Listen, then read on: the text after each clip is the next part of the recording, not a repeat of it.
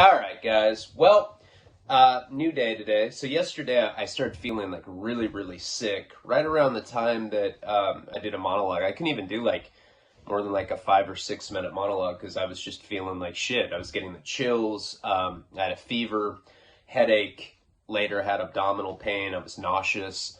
I went to sleep super early last night, like around like 8 or 9 o'clock, and I woke up at 11 p.m. today. It's interesting being a heroin addict for as long as I was. I don't know if when you're strung out, you just don't notice when you get traditionally sick, but it seems like when you have a habit, you don't really get colds, you don't get the flu. And then now, I've been off the heroin for a while now. I don't know, what, 7, 8 months, 9 months, something like that. And, I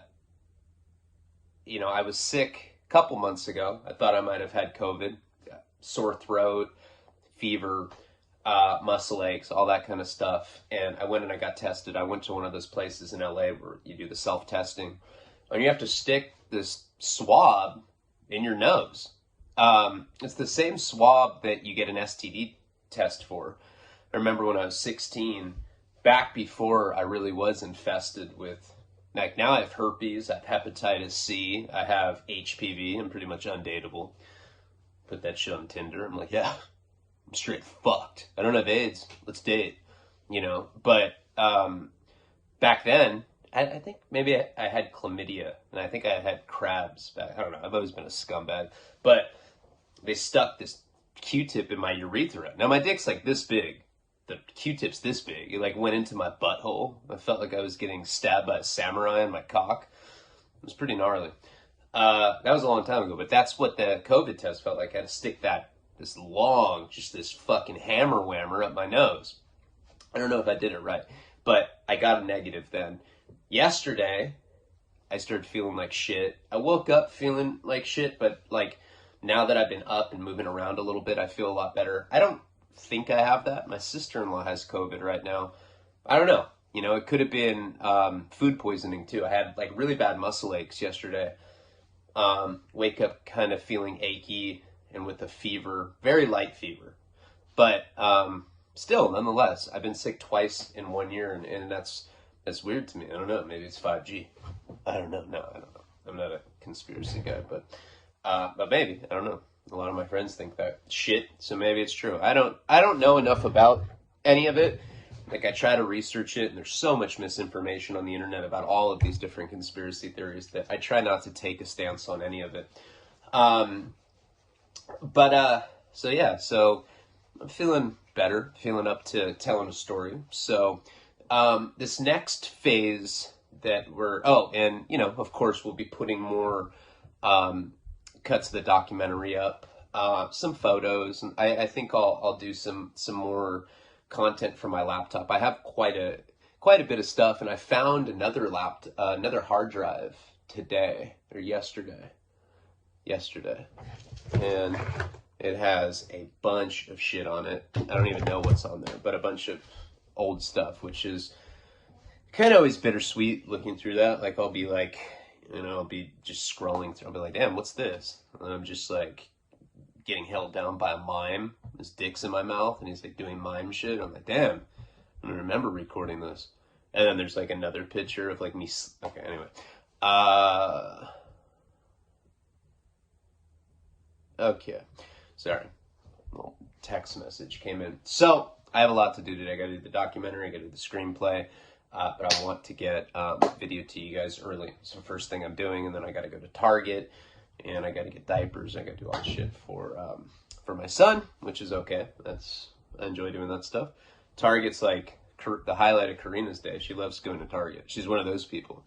She's like a Target turtleneck. She's like, I'm gonna wear my Target turtleneck when we go to Target. I'm like, okay, may as well do that.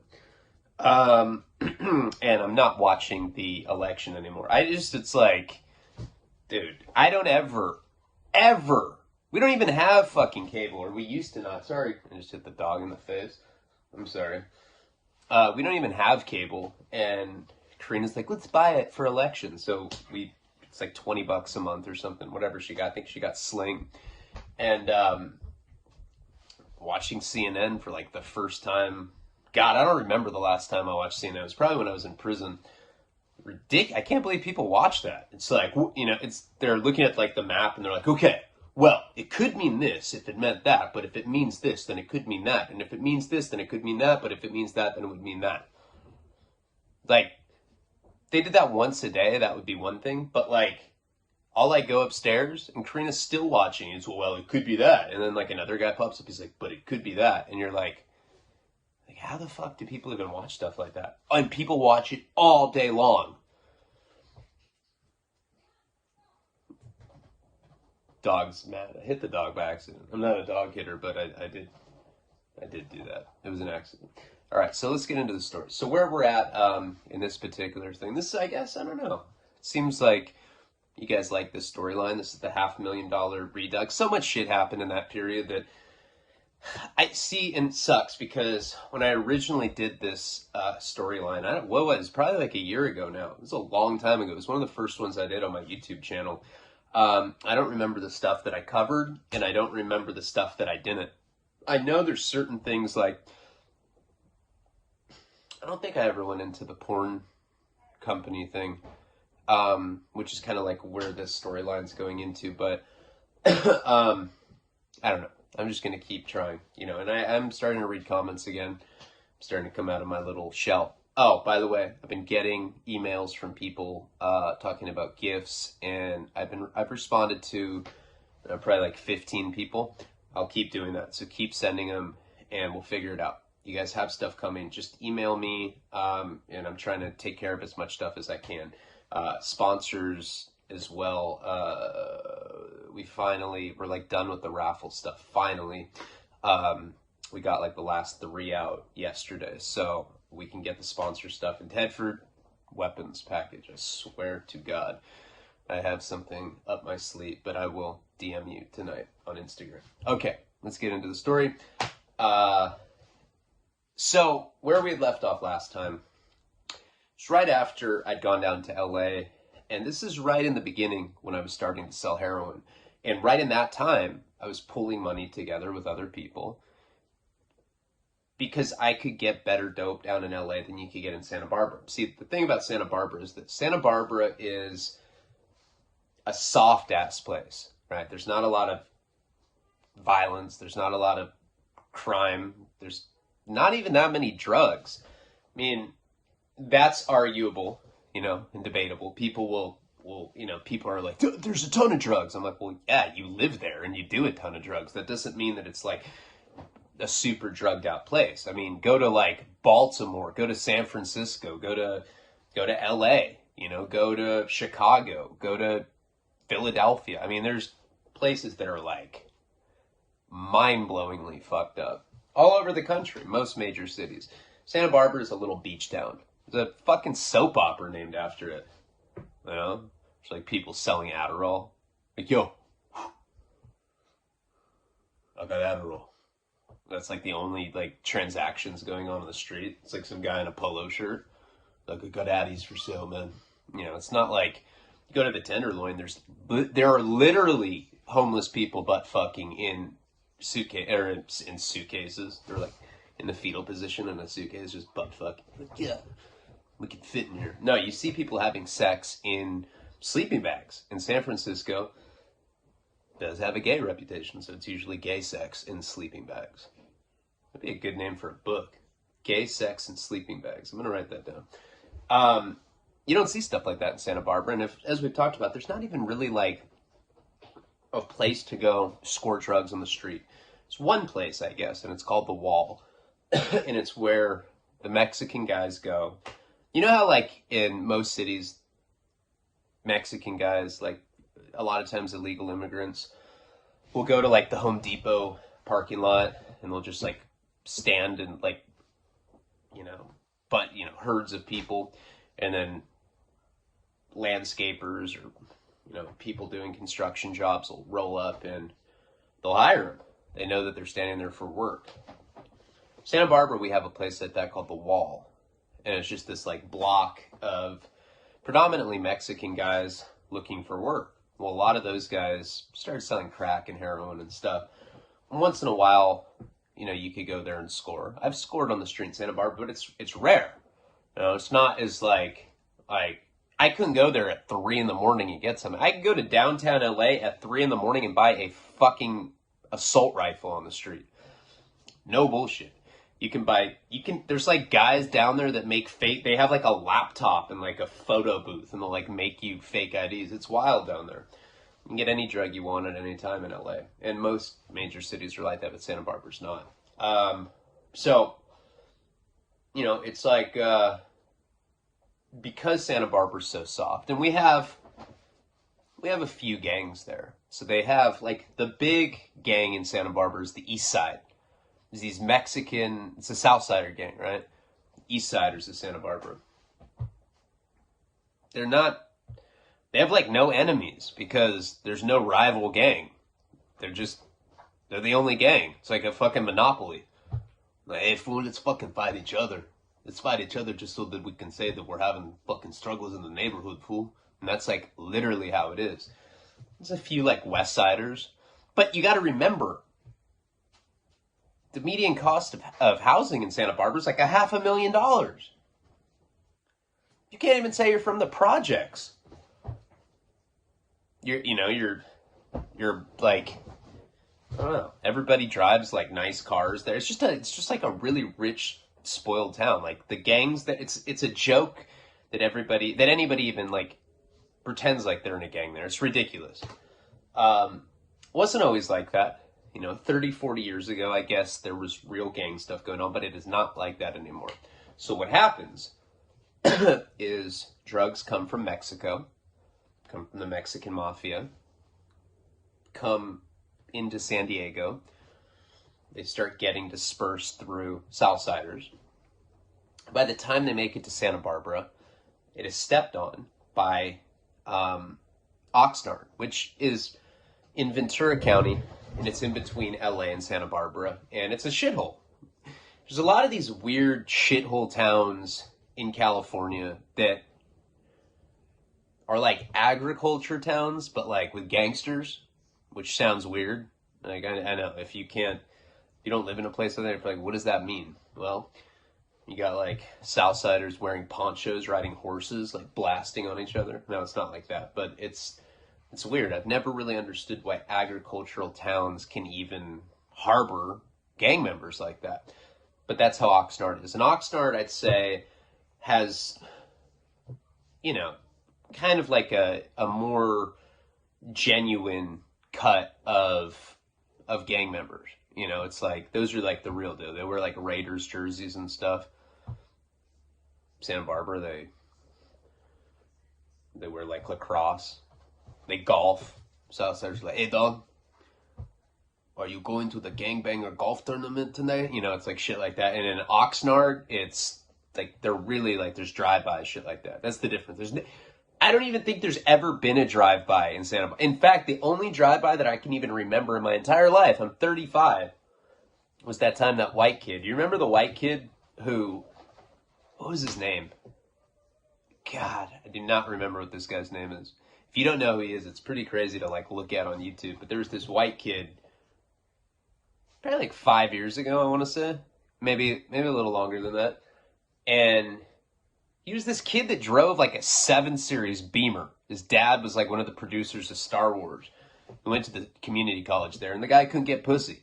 And he was mad about it. He's like, oh, I can't get pussy. I'm going to kill every pussy. Really bad grammar kind of guy. And so he got in his car. Actually, first he stabbed his Asian roommate, who was in dental school, probably. He stabbed him, and then he got in his car, and he just started blasting on people in the college town there in Isla Vista for no fucking reason, because he couldn't get pussy. And then he like made video like manifestos and shit, where he's like, girls won't kiss me. I'm 23 and no girls kissed me. I'm gonna kill them. Swear that's what what's this guy's name? Look. No, that's creepy. I gotta know. You gotta look this guy up. Hey, babe.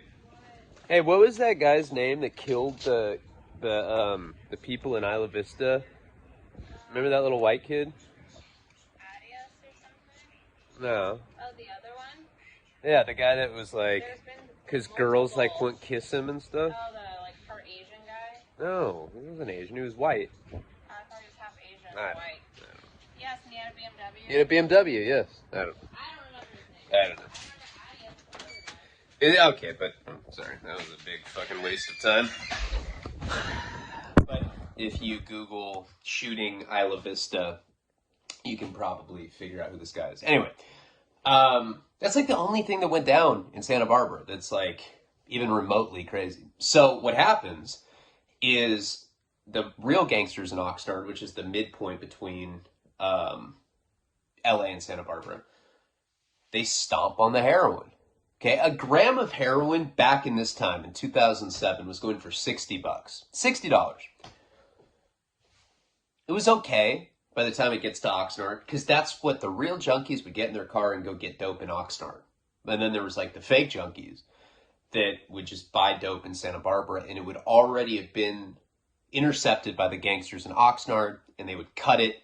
By the time we got it, the $60 gram was $110. And it was half coffee. Yeah. And we're getting it from these like fake gangster kind of guys. The Southsiders that go to the annual, dance off competitions or whatever. It was really like a corny thing in Santa Barbara. So the point is during that time, and why I'm like going into all this, there's a reason. During this time, the heroin scene there was definitely rich kids that got ripped off and got bad quality heroin. Horrible heroin. Most of them smoked it. Okay, that was one side of it. It's the demographic. The other side was the college kids. The college kids were doing Oxycontin 80s, the green pills. Those are the same ones that I brought 20,000 of them up to Pismo Beach, and we're going to get into that because that's where we're at in this storyline. Those guys were paying $80 to $120 to $160 for a pill, for one pill. So it was a perfect storm of people that were looking for cheap opiates that didn't know where to get them, because college kids can't sustain buying a pill for $160 a day when that's what you need a day. What do you call your dad? You're like, yeah, Dad, I need grocery money. Can you send me 13 grand? Your parents are going to cut you off real quick. And then on the other side of that, the guys that were getting ripped off on heroin because they're getting the shit cut from Oxnard. So it's not even like real dope. It's like the quality of the dope's so bad to begin with, and it costs so much. It's very hard to maintain a habit like that. So there was a demand for heroin. I started off selling Molly, selling this other stuff. I got in that situation with Sass, where basically I got almost $400,000 stolen from his house. It wasn't even his. And now I was in the situation where he's putting me in high risk positions or whatever. And if you remember correctly, that's an interesting way to put that. If you remember from the last video, what had happened is I'd gone up to Pismo to sell to give him the 20,000 Oxycontins. I met this girl, Courtney. Her boyfriend was beating her up. I ended up taking her. We went back to my place in Santa Barbara.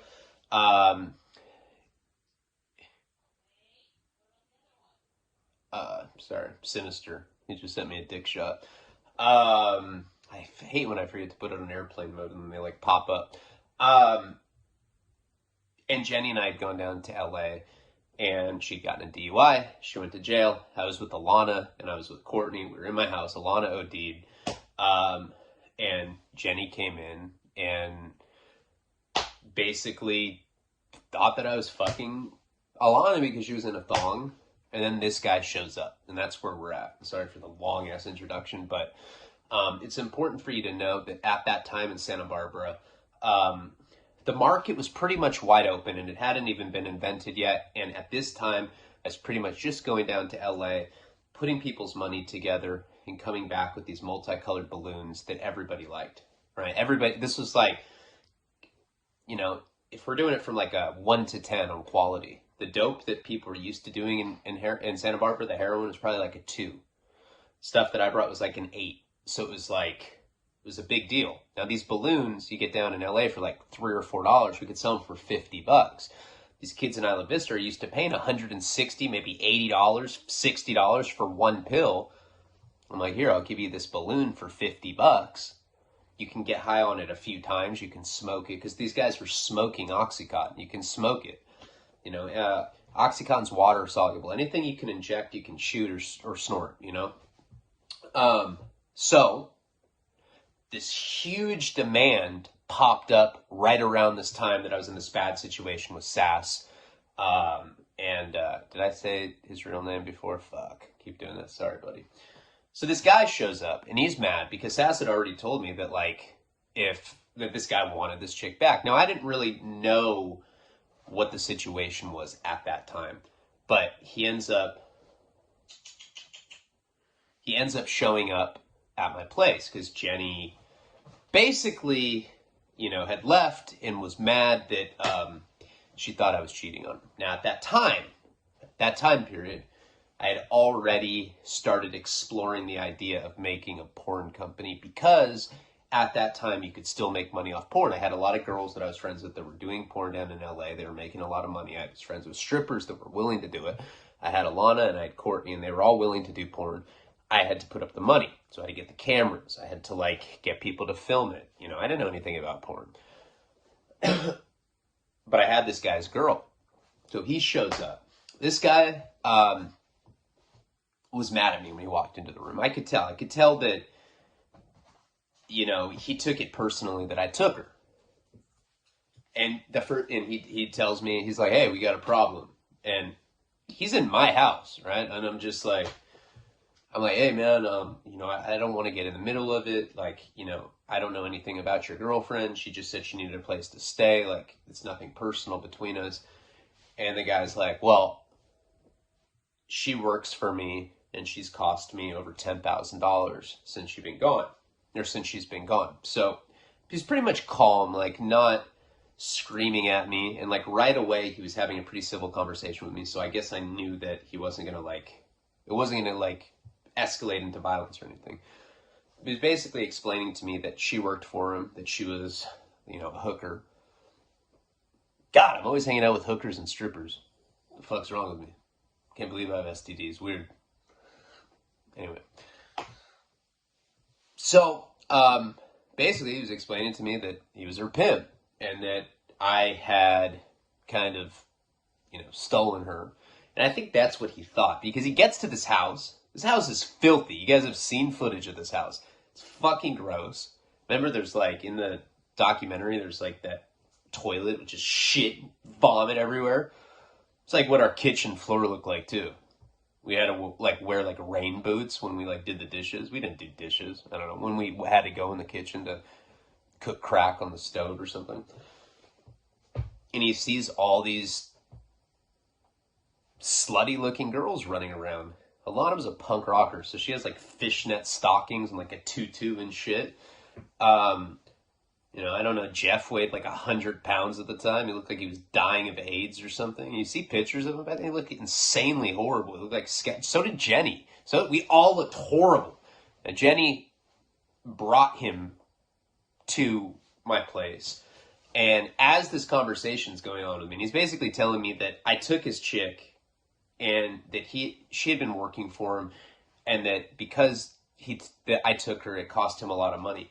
As we're having this conversation, Jenny is taking all of her shit. She's packing it. And I'm trying to tell her not to leave, but then this guy is getting mad at me and basically telling me that I have to pay him off and give him the girl back.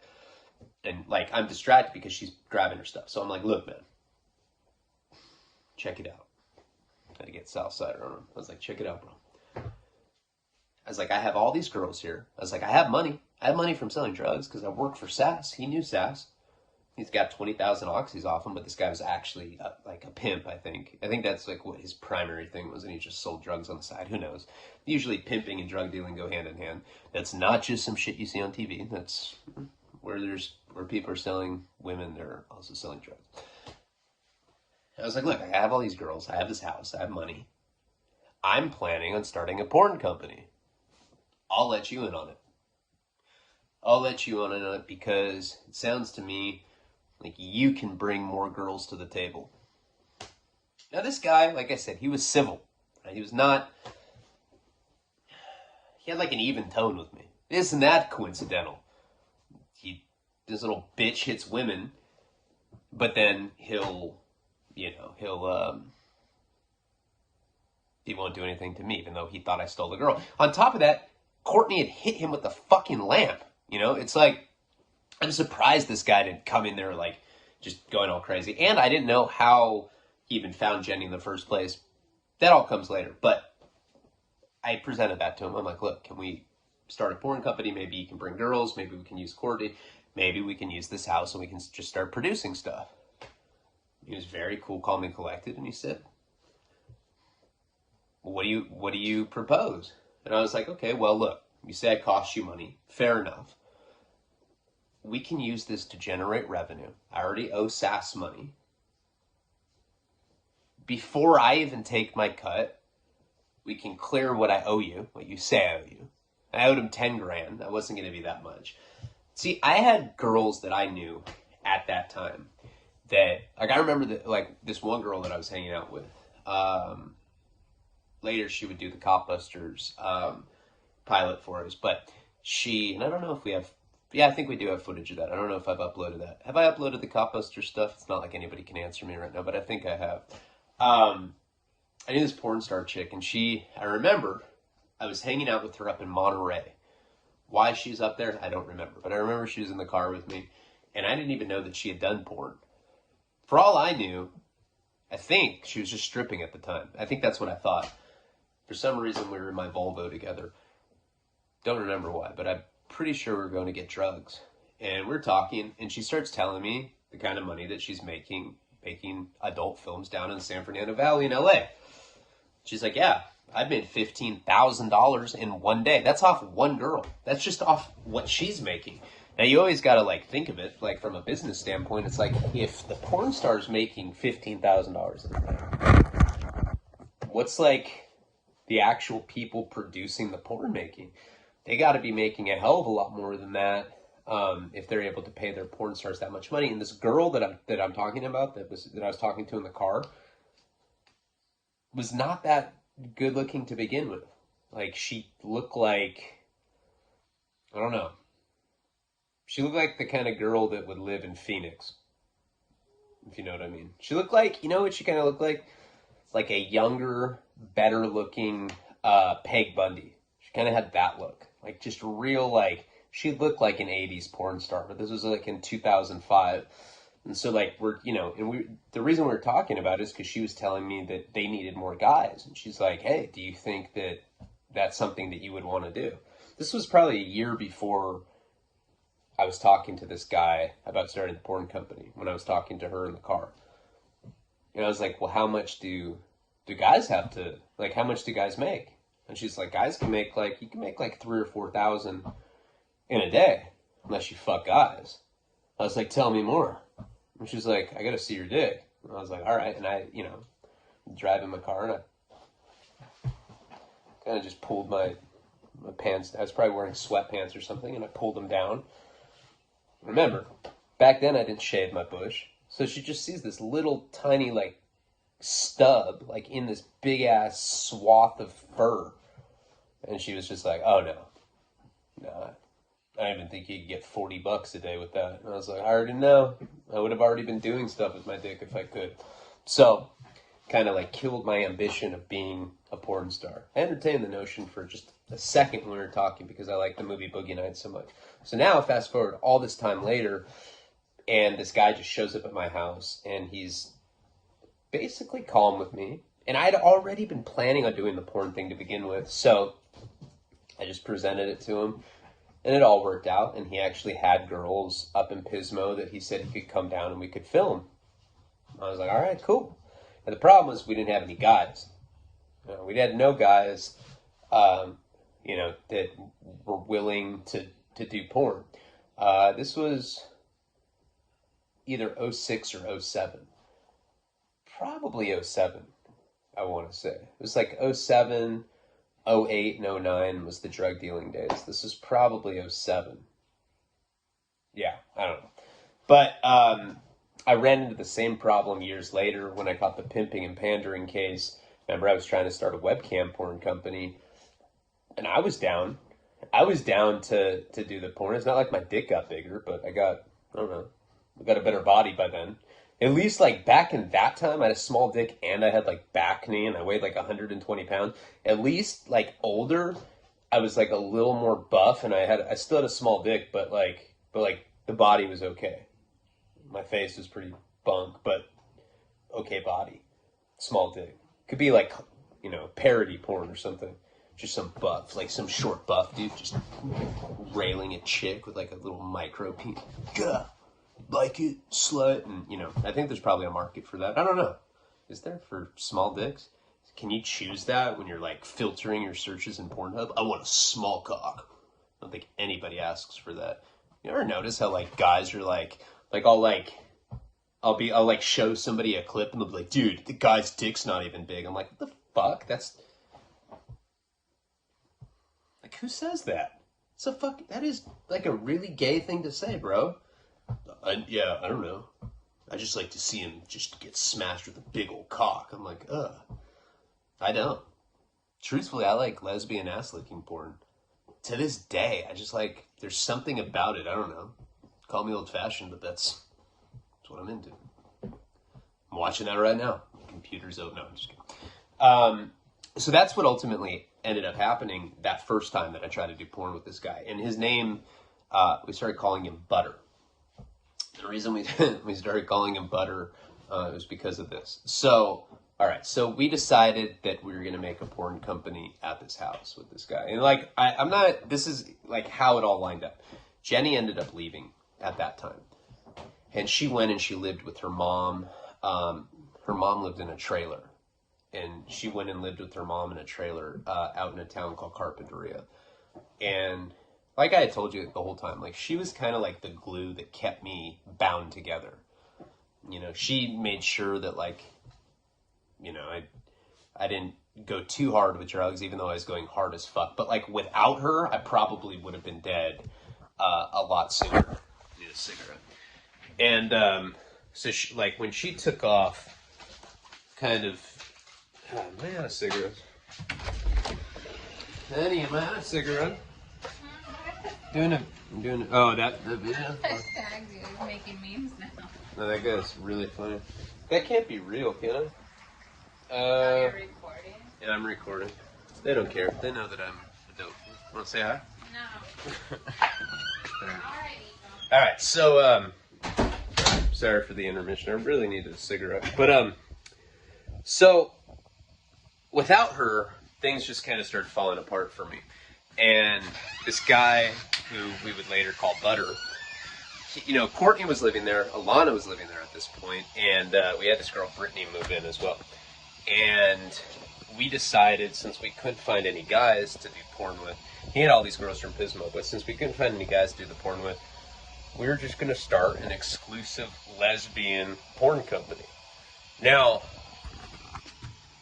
I don't know on the chronology if I had already started Twomp Productions, but I'm pretty sure that I had.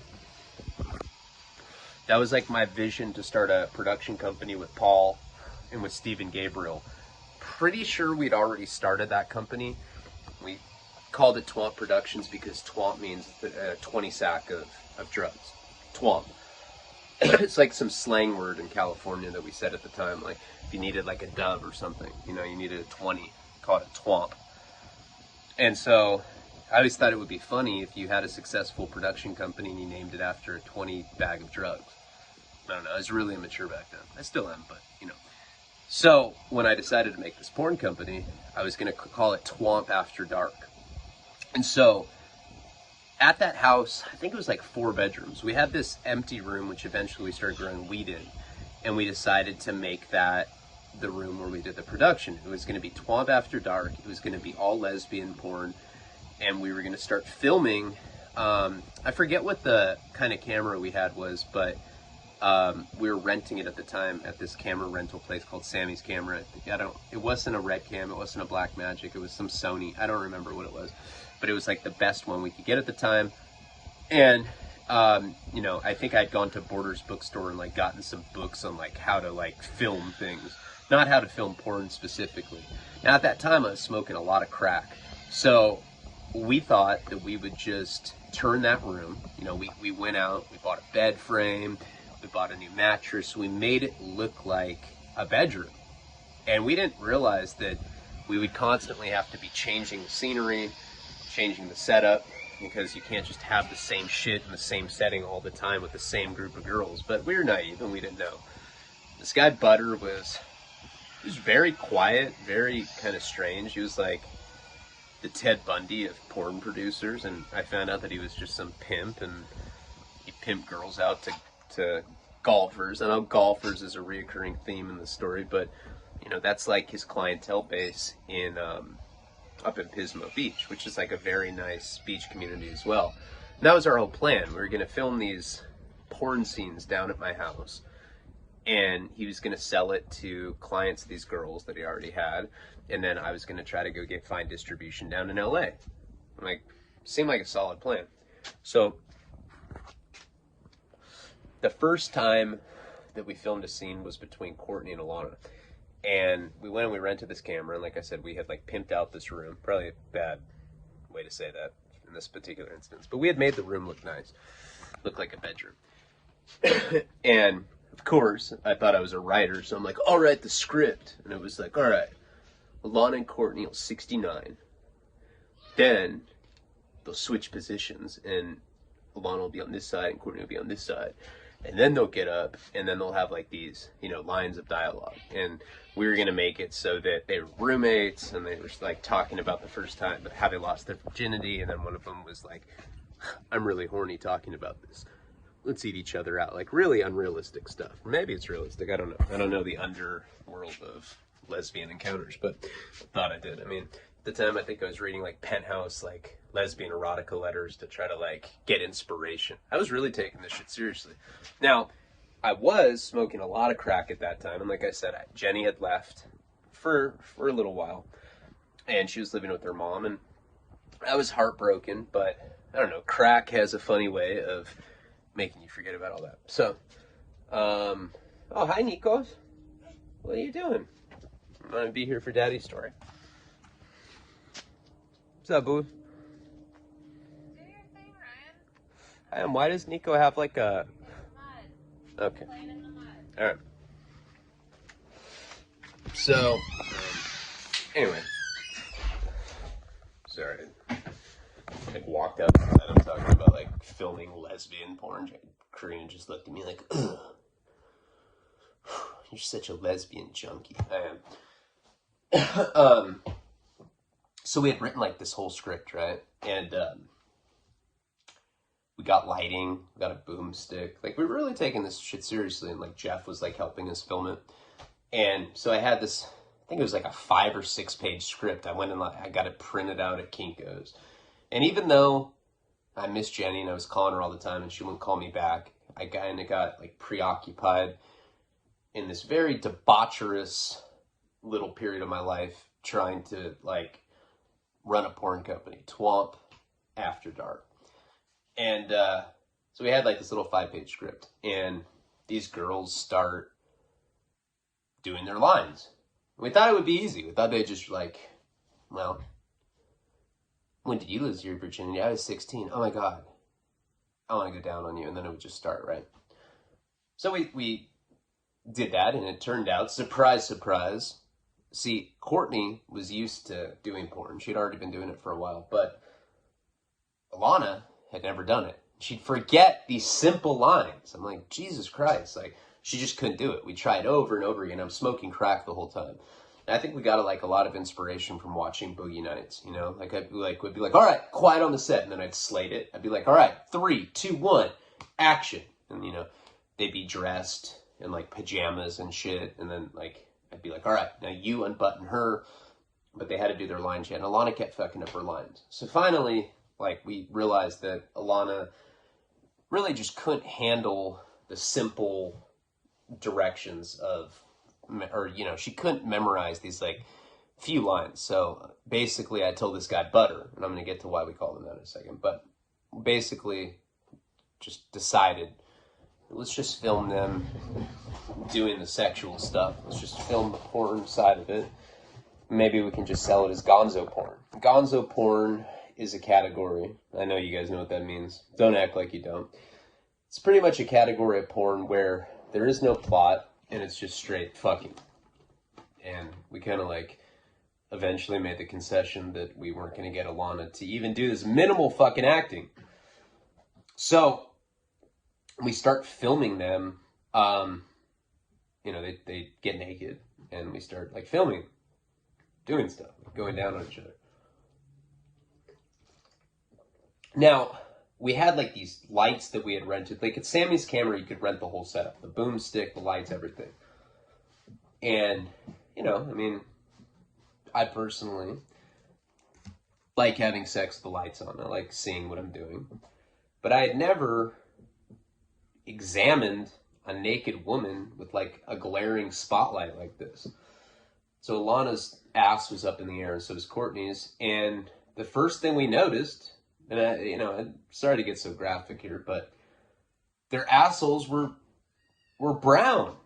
That's not what porn looked like. We didn't realize, but in porn, the girls bleached their assholes. And it looked really weird. It was just like this brown butthole. And Butter, the sociopath, quiet motherfucker that he was, he's like, hey man,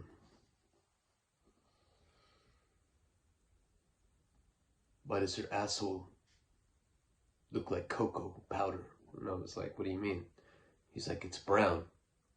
I was like, it's a fucking asshole, bro. What do you expect it to look like? He's like, that's not what it looks like. And he because Jenny would always buy me these porn magazines, so he opened up a porn magazine and he like showed me a spread, and he showed me that in porn a girl's asshole is supposed to be pink. Now he's whispering the stuff to me and he's like showing me the porn magazine. And I'm like, does it matter? It's like, yeah, we're not going to be able to sell this. This is what we're whispering. I'm all cracked out. I'm like, well, what do you expect us to do about this? And he's like, I don't know. I think there's a way to get the asshole not to look like that. She's like, all right, cut. Like, they're like her ass is up in the air. She's going down on Courtney. And it was embarrassing. I was like, look, I'm not trying to put my friend on blast. I'm going to take her to the side. I'm wearing like a bathrobe at the time too. I swear. It was like the most sleazy fucking scene ever. I have long, like greasy hair, zits everywhere. And I like bring her to the side and I was like, hey, she's like, how am I doing? Am I doing good? I was like, yeah, it's super sexy, but your asshole's brown. And she's like, oh my God, that's so gross. And she's like really embarrassed about it. So she's like, well, what about Courtney's? Now, the vantage point that we were filming, I guess it was dark, but it wasn't like in our face like Alana. So I end up asking, she's like, why don't we ask Courtney about it? So we asked Courtney and we're like, hey, why is her asshole so brown? Now, Alana's like, half Mexican, and that's what Butter and I assumed was the issue. Courtney's like, she's got to bleach it. Now, this is in 2007, I want to say. We never heard of bleaching an asshole. I don't even think that was like a big thing. That was like something, like nowadays, that's like something you can do commercially. You can literally like Google like anus bleaching and like you'll find like creams and shit that you can do it for. I've heard, I don't know that from like personal experience, but no, I know that you can bleach your asshole now. But back then it was something unheard of. The only people that did shit like that were people that did porn professionally, and Courtney did have some experience doing porn professionally. So we asked her how to do it, and she started explaining to us that there was like some home ways to do it. She's talking about lemon juice and hydrogen peroxide, and we could like make this little concoction. Courtney's like, yeah, we do it all the time. It's not a big deal. Because honest to God, it looked weird with the light. It was just this big old brown butthole, and Butter was really taking the craft seriously. It's like, look, I'm trying to sell some quality. And I was like, me too. Let's just have her bleach it. So we like looked through the house for the stuff that Courtney had recommended. We're looking for hydrogen peroxide, and we're looking for lemon juice, which I was like, damn, lemon juice? I don't know about putting lemon juice on your butthole. Now, I did have lemon juice because, well, I used that because that's how you inject crack. You can inject crack with lemon juice or vinegar. You put because it's acidic, it will separate the cocaine from the baking soda. It'll kind of like decompiles the rock or whatever. Also with Afghan brownstone heroin, you put lemon juice or vinegar because it's acidic. So anyway, so we had the little yellow like lemon thing that you squeeze, and sometimes we'd use it to shoot crack. And Alana was super embarrassed about it. Now, she's like in the kitchen with me. I'm like smoking crack with my straight shooter. And I have like this little like glass bowl thing. I don't even know what kind of bowl it was. I don't know, something you put like peanuts in at a bar or something. And I'm putting lemon juice in there, but we didn't have hydrogen peroxide. And we didn't live that far from like a grocery store where we could go buy it. But, you know how it is. We were all cracked out. Nobody wanted to wait. So we just had the lemon juice, and we're asking Courtney, we're like, is lemon juice, good enough? And she's like, I don't know. I've always mixed it with hydrogen peroxide, and that'll bleach your asshole. You just rub it in, and eventually the brown tint goes away. And we're like, all right. So we just have the lemon juice without hydrogen peroxide. So we try it without that. And Alana literally like has her ass up. I have one of those like marinade brushes that you use to like put like steak sauce on a steak, and I'm like dipping it in this like bowl of lemon juice. I'm taking it like very seriously. She has her ass up. I'm like smoking crack, and then I'll take the marinade brush up and I just start painting her butthole. And I'm like, don't fart. She's like, oh, shut up. This is so embarrassing. Oh my God, can I hit the crack? I'm like, here you go. I'm like brushing it. And I'm like, and Butter's like, he looks like a sociopathic like surgeon or something. I like look over at him, and he's just like has his arms folded. He's like, it's not working, man. And I was like, well, we should probably go to the store and get hydrogen peroxide then. And he's like, what about Clorox bleach? I asked Courtney, and she's like, well, maybe that would work. I was like, all right. So now we find some Clorox bleach. I had that under the sink, and we put that back in the glass bowl, and we get the marinade brush, and we dip it in there, and I start stroking her butthole again. Now with the lemon juice, she'd be like, it stings. But with the Clorox bleach, she was screaming, and she's like, oh my God! I was like, hold on, I think it's working. And Butter's just like, no. And she's screaming, and she starts breaking out, like, with all these, like, hives all over her ass cheek. And I'm like, what the fuck is this? Now it looks like her ass has acne. We're not gonna, God damn it. This is gonna completely ruin our shoot. And, so I, like, run upstairs because I'm like, she's like, get me cold water. And for some reason, like, the downstairs sink wasn't working. For some reason, I had to run upstairs. I don't remember the reason. But I come back downstairs. She's screaming because she has all these hives. And I went up and I, like, got, like a wash rag, and I like put cold water on it, and I come back to douse her asshole, and Butter is sitting there, and he has like literally a cube of butter that he took out of the refrigerator, and he has like I don't know how to describe it. What is not a butter knife, but it's like some sort of kitchen utensil that's like flat. Anyway, he has that, and he's sitting there, and he's just pushing this butter against Alana's asshole because he's like telling her that it'll cool it down, and he's like pushing this butter into it. Was like the most perverted looking shit I've ever seen in my life, and that's how he got his name Butter, because we like went upstairs to get this cold washcloth, and we came back down, and he's like rubbing her asshole with butter. It's really fucking weird. And she's sitting there, and she's just kind of like, he's like, it looks like it's like some artist like doing some work, with this like utensil, but he's just like literally like pushing like little bunches of butter up her asshole. It's the weirdest thing ever. And mind you, at this time period in my life, like this entire house of people that I'm living with, including Jeff, including Alana, including Butter, including Courtney, like we are all cracked out of our mind, which made the entire situation like 100 times weirder. And so that's how he got his name. That did not end up bleaching her asshole, by the way. So we weren't able to finish the shoot that day. And of course, putting Clorox bleach and lemon juice on her asshole, like with a marinade brush, ended up giving her like all these weird hives, and she started getting sick. And, you know, that was like our first, I guess, mishap in our new like wannabe like porn profession or whatever. So we didn't end up getting any footage that day. So we planned on doing something a couple days later, and this time he was going to bring some of his girls up from Pismo, and they were going to work on some stuff. And we can get into the little porn adventure saga in the next installment of this video. I need to go to Target and get diapers for Nico. But I appreciate you guys, and hopefully you stay safe and there's not too much civil unrest. I do appreciate each and every one of you. PALABRA.